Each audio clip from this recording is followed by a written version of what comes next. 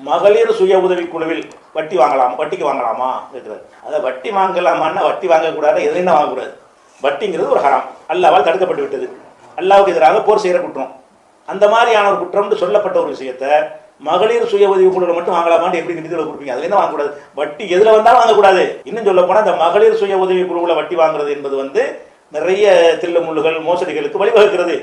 இந்த மாதிரி வட்டி கொடுத்த அந்த பெண்கள் பல விதத்தில் அவங்க சுரண்டப்படுறாங்க.